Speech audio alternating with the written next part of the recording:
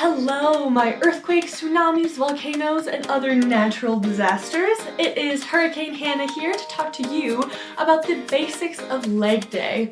Without further ado, let's begin. So, I know that it can be a little confusing for beginners when you hear this split routine, leg day, upper body, push-pull. What does it all mean? Well, I'm going to talk to you a little bit about a traditional split routine, just lower body, upper body days, not worrying too much about that push-pull aspect of it. And specifically, we are going to do basic leg moves that are going to target every single muscle of your leg and be very safe and functional for those of you who are not super advanced. So for leg day, I would always start off with a glute bridge. So what this should look like is you should be lying on the floor, long neck, shoulders down and back. You should have your feet directly under your knees. If you want a little bit more, you should lift those toes off the ground. And we are going to tuck the pelvis, squeeze the glutes, and raise up into a bridge. And I want our body to look nice and flat. That's why we gotta tuck the pelvis and pull that belly button in and up towards the spine. Now, the reason why I would start off with a glute bridge is because this is the perfect way to get our glutes active and ready to work harder. So I would usually start off with 3 sets of 10 with a little spice at the end. On the 10th rep of every set, I always do a little pulse and squeeze. As you can see, I have this little red ball between my knees, and what that is designed for is as we squeeze those inner thighs together, it's going to activate that deeper part of the glute going in towards the midline. And also, if our inner thighs are active, our core is much more active.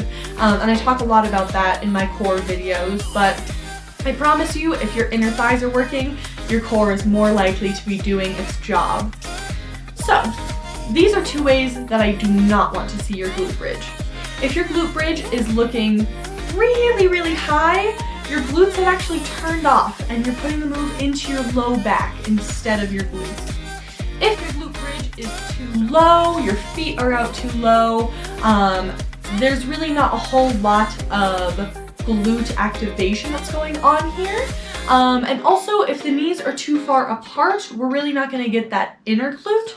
However, it is not a bad exercise. Remember, there is no such thing as a bad exercise, just a misunderstanding of what muscle we're targeting. So if you want to do butterfly glute bridges, that's going to get the outer part of the glute. But again, when we do a glute bridge, we really have to focus on the glutes. You gotta have that mind muscle activation, otherwise your glutes are not going to be doing the work and they are going to be missing this activity completely, and that sucks. Immediately following the glute bridge, I would go directly into a squat, because when I do a squat, my main goal is to activate my glutes, and after doing some glute activation exercise with the glute bridges, your glutes are much more likely to be involved in your squat, which, if your main goal is not to target the glutes, this may not be the proper squat for you. So what I am going to do is I am going to have my heels directly under my knees, directly under my hips, trying to press my weight evenly through both legs. You can use a mirror to really watch yourself and make sure that you're not coming up on one side or the other. Another thing that I'm going to do is I'm going to make sure my knees track directly over my 2nd and 3rd toe. You don't want your knees coming out like this, and you do not want your knees coming in like this. So the reason for that is we put a lot of pressure and strain on the ligaments of the knees and toes and ankles when we have our body misaligned. Now, that's not to say that you couldn't potentially do that type of squat for something, but it is certainly not recommended for beginners. And just remember, there's no such thing as a bad exercise. There is just exercises that are too advanced, or exercises that are probably going to cause a little bit more wear and tear to the body than others. Now, if you're doing sports that you know are going to cause wear and tear, that might be time to practice, a little bit of wonky knee time. For beginners, for the people who I am talking to here, I really want you to keep those knees directly over your toes so that we can protect the knees, protect the ankles, and protect the feet.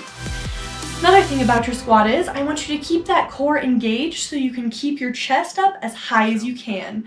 I do not want any squinging, right? This is what I mean by a squinge. My body is just leaning forward, I am getting no core activation, and I have not a lot of balance here, right? Another thing I want for your squat is I want you to get as deep as possible. Now, if you have a little bit of trouble getting deep, then I would try squats with this. So this exercise ball is going to help us to get really, really deep in our squat. This is my favorite way to teach a beginner how to squat because you can lean all of your weight back, keeping your chest up, keeping that spine tall, and you can get as deep as you possibly can. It really opens up the hips. So here's what that's going to look like. I'm going to lean into the wall with the ball. I am going to stick my butt out as far as I can, keeping my weight back. Then I'm going to drive through the heels, tuck the pelvis, pull that belly in and up, and with a tight core, I'm going to drive my weight up to the sky. As you can see, release the hips, tuck and squeeze. Release, tuck and squeeze. That is how I would begin your squats. If you really want to get a good burn in all of the same muscles, the next move I would go to is the lunge. Today I'm just going to talk about traditional front and back lunges in the sagittal plane. We'll talk a little bit about fixie lunges and lateral lunges in another video. So the reason why lunges are different than squats and equally as important is that we are training a little bit more balance here, and we are also training a little bit more single leg strength and power. So when we get power in a single leg, it can exponentially increase the amount of weight that we can press in a double leg position, like a squat. So when we do our isolated lunges, we want to make sure that we step our feet back nice and parallel on some train tracks. And we are going to want that exact same principle, knees over toes. Now you're going to want about 75 to 90% of your weight in that front leg. And the reason for this is because if you're putting all of your weight on your back leg, your back knee has no support underneath it, and it's actually getting a lot of strain and pain when you lean your weight back too far in your lunge. So drive through that heel of the front leg to really activate the glute of the front leg and push it up. Again, we want to aim for as deep as you can. I try and tap my back knee gently on the floor. If this is not quite accessible to you yet, just go as deep as you can. It's really about practicing the movements in order to get better at them, not about being the greatest lunger in the gym on day one. So for lunges, I would do about 3 sets of 12 on each leg. So that's going to be about 6 sets of 12, I suppose. And that's with no weight at all. If you're going to add weight, I would definitely do less reps depending on how heavy you go. But if this is day one, I would either just grab some 5-pound dumbbells, or I would put those weights to the side and just focus on getting your chest up tall, using that core to stay upright and balanced, and getting as deep as you can in that lunge, keeping your weight in the front leg. So the next move in leg day that I would do is calf raises. Now, I know calf raises seem pretty simple on the outside, and granted, they are not the most challenging move in the gym, but I want you to be doing more than just the average calf raise. This is what I want you to focus on. So, you're going to try and have your feet underneath your hips, or heels together, and you are going to want to zip up and activate your whole body here.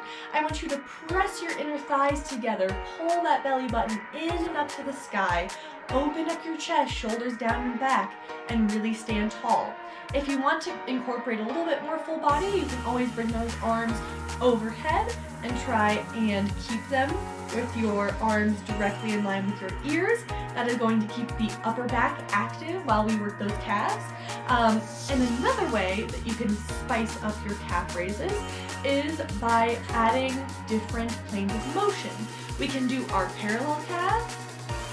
We can do our turned out calves, otherwise known as ballet calf raises, Pilates calf raises, Or we can do turned in calf raises. And I know those look a little bit funny, but I promise they are all useful. The reason why we're gonna wanna work the calves in these 3 different planes of motion is because our calves are a huge muscle, right? We can see them from the front of the leg, we can see it all the way around back, and even kind of on that side, right? So when we do our calf raises in these 3 different planes, we are going to get a much more functional calf. A calf that is ready to raise not only in the neutral position, but in other positions as well. If you want to add a little bit more spice to your calf raises, you can try them on a balance pad, which is going to really burn out those ligaments and tendons of the feet. You can try them on a Bosu ball, which is going to be a little bit more advanced. Or you can do them with a little bit of weight on your shoulders or in your hands. Again, for your first day in the gym, I'd recommend 5 pounds, calf raises. You could maybe do 10. They're not that challenging, but you want to be much more cautious of your form than of how much weight you're pressing. So the final move on leg day is going to be abductor and adductor exercises. So what we want to do is we want to activate those inner thighs and those outer thighs and those outer glutes in order to really get a 360 work of the legs. So here are ways to do that.